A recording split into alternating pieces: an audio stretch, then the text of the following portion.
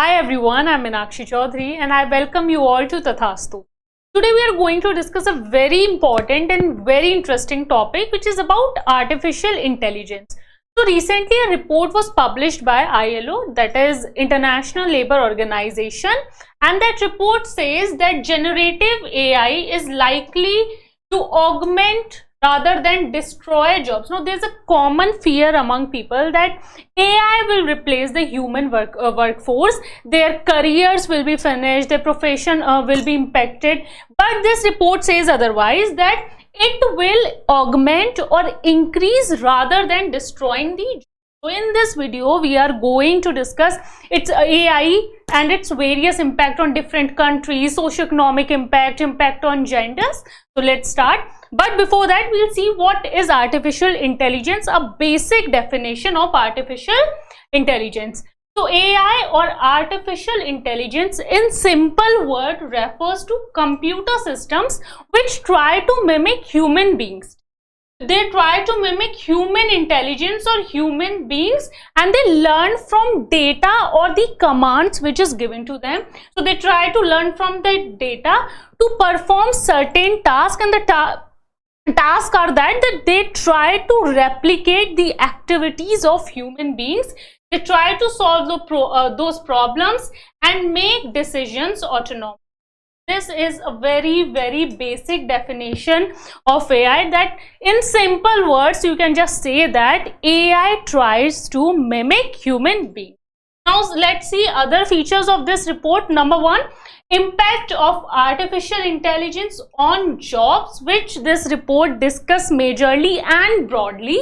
So this generative AI is likely to augment, we have seen that this AI is likely to increase than destroy jobs by automating some task rather than taking over the role entirely. That means that some task which we perform right now will be automated or will be conducted or performed by the machine. The machine will not try to overtake that task entirely, only it will be doing it partially. So this is what this report says, and this report has been released by, as I said, International Labour Organization or ILO.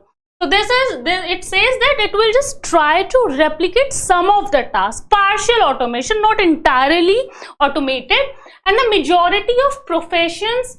Now why this report says that? Because the majority of professions and industries are only partially exposed to automation right now. So sorry, not major industries are completely dependent on overall automation right now. They use only partial automation. That is the reason why it is not a big danger as of now. It is not a big danger as of now to jobs, careers or the profession, as this report.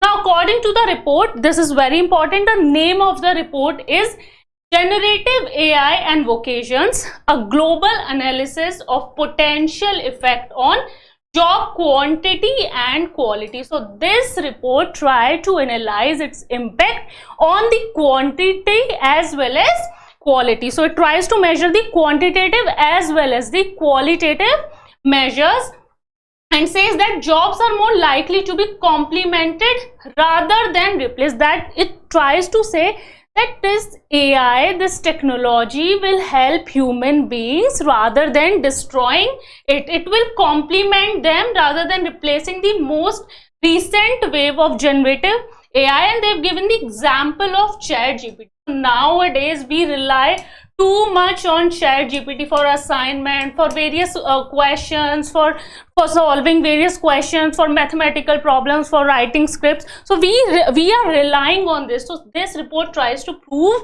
that it will be complementing it rather than destroying the other thing. Now moving on, rather than causing job losses, emerging technology, which is AI, we are talking about AI over here.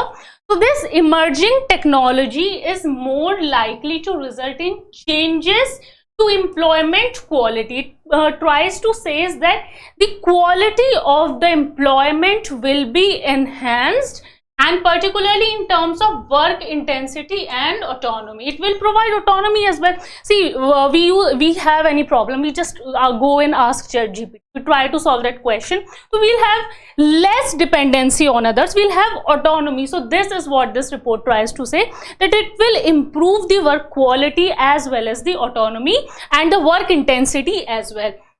Now, next point, the type of employment with the highest exposure. Now, this report also talks about the employment which is at the highest risk or exposure to AI, and highest exposure to technology was found to be clerical work or the desk job. So, the type of employment with the highest exposure with AI technology was found to be these clerical jobs, with more than half of these jobs have medium level exposure and a quarter of these activities have highly exposed. So these clerical jobs are the most that will be impacted with the AI. Now only a tiny portion of jobs, here we are talking about the other jobs as well, so only a tiny portion of these jobs are highly exposed.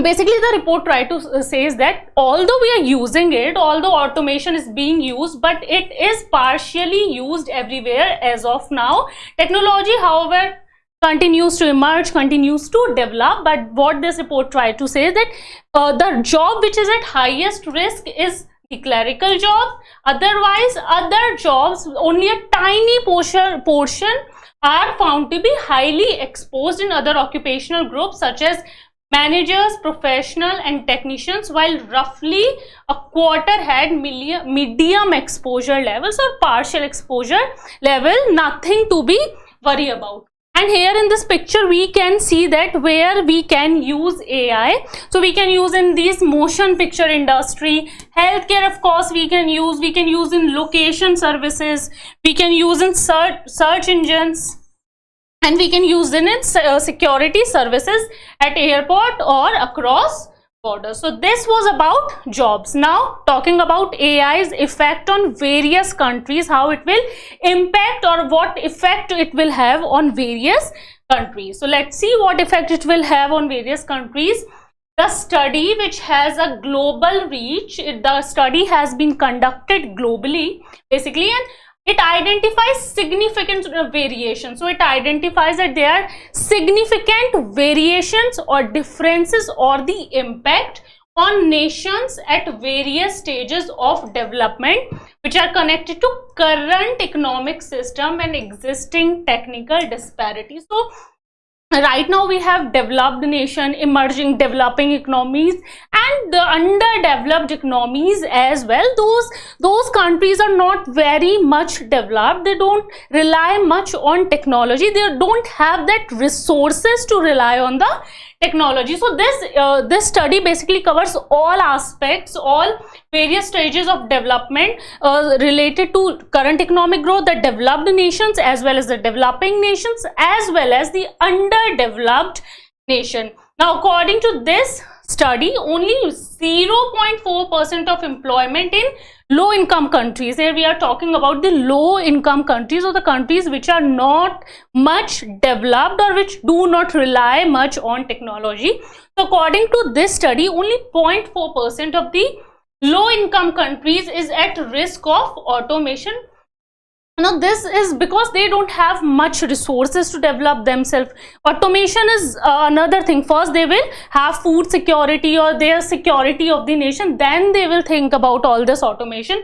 So they are at a very low risk as of now from this risk of automation compared to 5.5% of total employment in high income countries that could be affected by technology's tendency to automation. Now you see the difference that low income countries only 0.4% jobs will be affected, while in developed nation the risk is almost about 5.5%. So this is the impact on jobs in various countries. Now moving on, the potential for augmentation on the other hand is essentially equal across nation, indicating that with the appropriate policies in place, this next wave technological transformation might provide significant benefits, especially for the emerging nations or the developing economy. So this development will have, of course, this report tries to say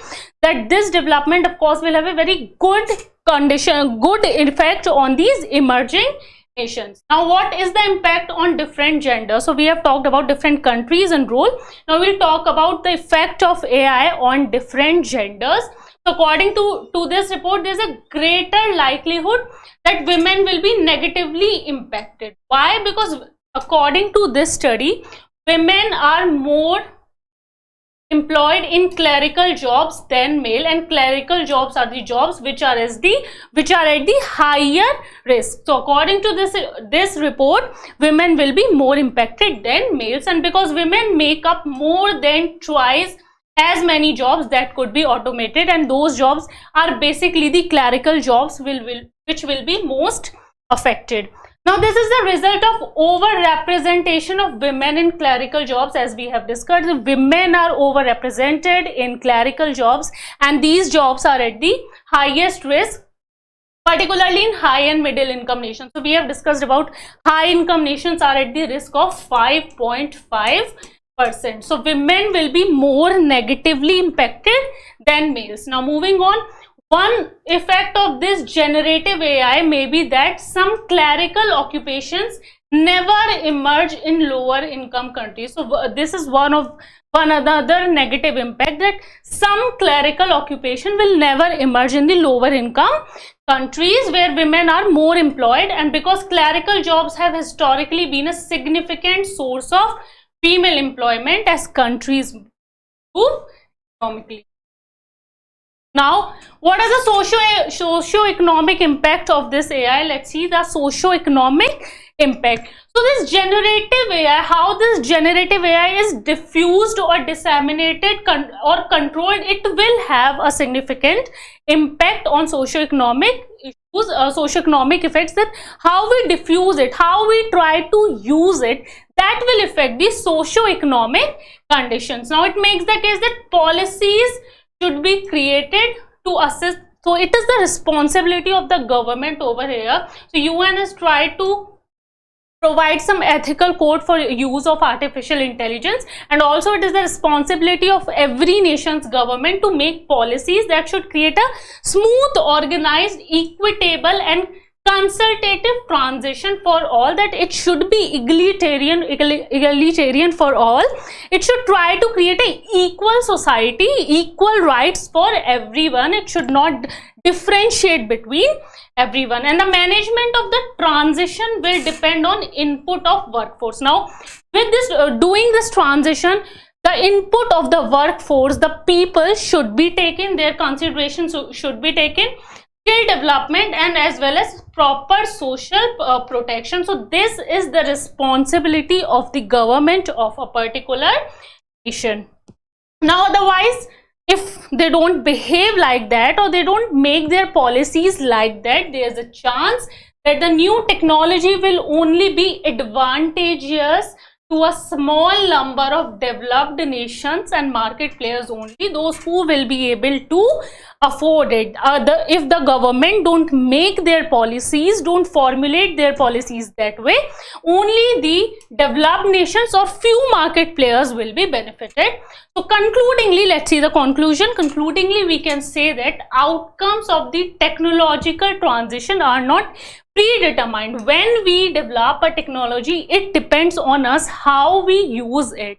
We can see that this machine can help us in that way, but how we use it, how everyone have access to it, that depends on human beings, on us only. So outcomes of the technological transition are not predetermined. It is humans that are behind this decision to incorporate such technologies, and it is humans that need to guide the transition process. The onus is on us, that how we use a technology so that we don't differentiate among people. So okay, this question was asked in 2020 prelims examination. So Basically, UPSC asks these questions which are in very much news. You may be knowing that. So let's discuss the question. Question is, with the present state of development, artificial intelligence can effectively, this is present. With the present state of development, artificial intelligence can effectively do which of the following? Number one is bring down electricity consumption in industrial units, create meaningful short stories and song. Now we can do this using ChatGPT. We just give a prompt and we get our answers. Moving on, disease diagnosis, text to speech conversion, we can do it, and wireless transmission of electrical energy. So the answer which UPSC gave it at that time was this, but it was in 2020. Now we have ChatGPT. Now we can do all of this. So presently the correct answer is 1, 2, 3, 4, 5. We can do all this with the help of artificial intelligence or AI. We can bring down electricity consumption. We can create meaningful short stories. We can diagnose the disease. We can convert text to speech, to pictures, to videos, and we can do the wireless transmission of electrical energy as well. I hope you found the session interesting. If you find it, please like the video and subscribe to the channel. Thank you.